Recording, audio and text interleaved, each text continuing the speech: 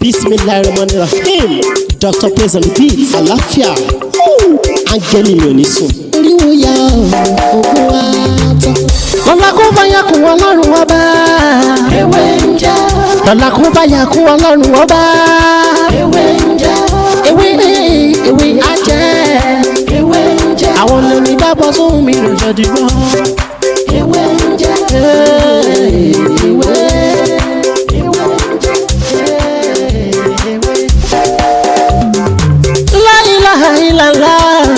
Alawalu, alakiru, asọhiru, abatinu, Ọlọ́run ọba. Ìwọ ló pamọ́, ìwọ ló fara jáde. Alárágbá yìí dániyàn, ara tó wù ọ́ dáadáa ló dẹ̀ ń dá. Èyí tó ní káwa máa fẹ́ wé dá ládẹ̀ fi dá. Ìwọ ṣàlọ́ ní. Good evening, wherever you are watching me today. My name is Dr. Mutiu Olatiboye, also known as Babuinje. And if today is your first time here, everything I do here is to share spiritual tip, just like the one I want to share with you right now. And if you find this video very interesting, please don't forget to subscribe to this channel and make sure you turn on the notification bell. So anytime, any day, any hours, I post video like this, you'll be the first person to watch. And if you need more of my videos, you are free to go back to my previous video. You see a lot of video there that can help your spiritual life. And if you don't understand, please feel free to call me on 070-3742-2552, or you message me on WhatsApp 090-5333-2747. So as you can see, this is bitter cola. Today I want to share with you how to use this bitter cola to expose anyone behind our problem. If you believe that you have a lot of enemies disturbing your life, you want God to expose them, you want God to expose them, or you are in the company, maybe you are working in a company and something happened in your company and they now put the allegation on you and you want God to fight for you. You understand? I want you to get 2 bitter cola. Cover one, not the one that the cover has already peeled. You need to cover one just like this.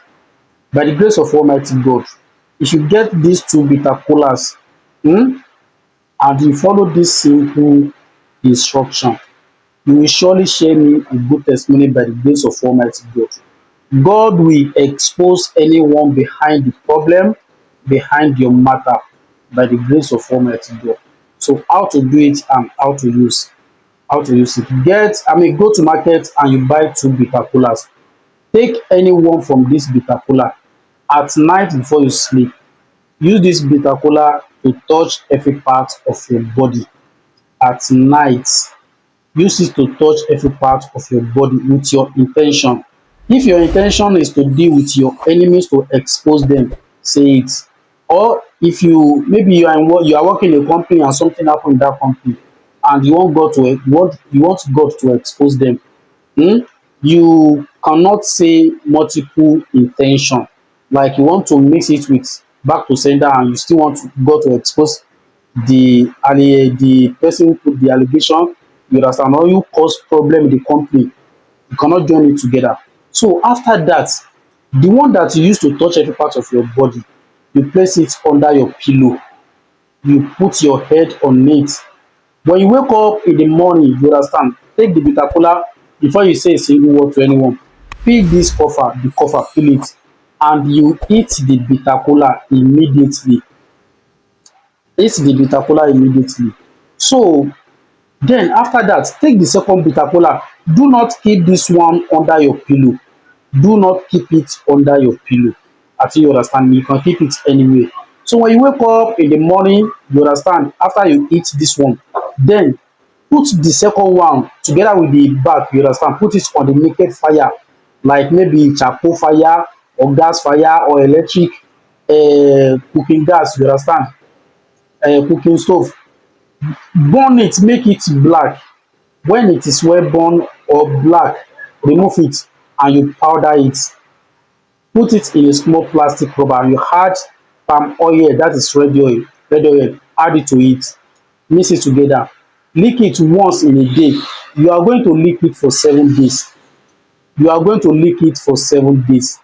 You understand? You can lick it in the morning, afternoon, or at night before you sleep. Within that 7 days, you lick this red oil. By the grace of Almighty God, you will surely share me a good testimony. Someone must confess in that company. Someone must confess in your family by the grace of Almighty God. It's very simple and very, very effective. Only if you follow my instruction. Are you with me? So that is what you need. You don't need 7 bitter kola for 7 days. You need just 2 bitter kolas. Immediately you wake up, eat the first one, burn the second one. That's all. That is what you need. Please, if you really love this video, help me to like this video. As you like this my video, may Almighty God bless you and bless your family. And help me subscribe and help me to share this video for others. Thank you. God bless you. Èyí tí a bá sọ ní òní bí a ṣe máa ń lo orógbó méjì láti fi túnà sí àwọn ọ̀tá, láti fi ìyà jẹ àwọn ọ̀tá. Orógbó méjì bí a ṣe máa ń lò. Báwo ni a ṣe máa ń lo orógbó méjì yìí? Mo kí gbogbo wa nílé lóko, mo kí ọkùnrin, mo kí obìnrin, mo kí ọmọdé, mo kí ẹ̀yin àgbàlagbà ní gbogbo ibikíbi tí Ọlọ́run ti ní kẹ́ ní àǹfààní kẹ́ máa wò mí. Ojú tí ẹ fi ń wò mí, ojú náà ní fọ́. Etí tí ẹ fi ń gbọ́ mi, etí náà ní di. Èmi náà lọmọ yín, àbúrò yín, olólùfẹ́ yín, Dr. Mutiu Ọlátíbóyè táyé mọ̀ sí mi jẹ́. Lórí ètò yìí a máa ń sọ àwọn àṣẹ kéékèèké báyìí láti fi gbára wa là, láti fi ṣe àjàǹgbára.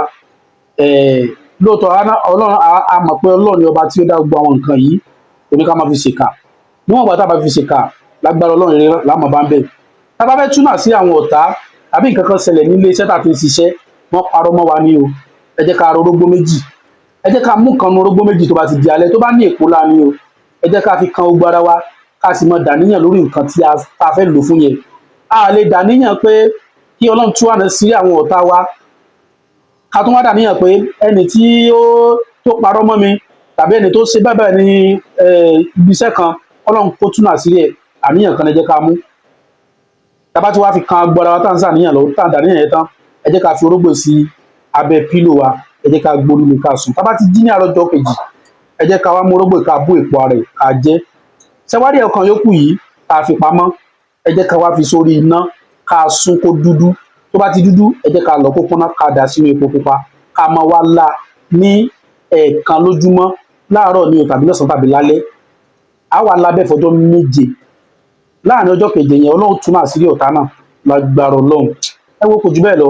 Èmi náà lọmọ yín, àbúrò yín, olólùfẹ́ yín, Dr. Mutiu Ọlátíbóyè táyé mọ̀ sí mi jẹ́. Ẹni tó bá dìgbà míì, a tún mú ọ̀rọ̀ míì tó tún yàtọ̀ sí eléyìí wá. Ẹ má gbàgbé láti subscribe sí ètò kí lè kó fún wa ní ọ̀pọ̀lọpọ̀ àǹfààní lórí àwọn nǹkan míì tá a ṣe àti èyí tá a ṣe, torí pé èyí tí a ti ṣe ó pọ̀ ju èyí tí a ti ṣe lọ. Lọ́la kó bá yà kún Ọlọ́run ọba. Ewé ń jẹ́. Lọ́la kó bá yà kún Ọlọ́run ọba. Ewé ń jẹ́. Ewé ajẹ́. Ewé ń jẹ́. Àwọn olórí bá bọ́ sóhun mi lọ́jọ́ dìbò. Ewé ń jẹ́. Ewé.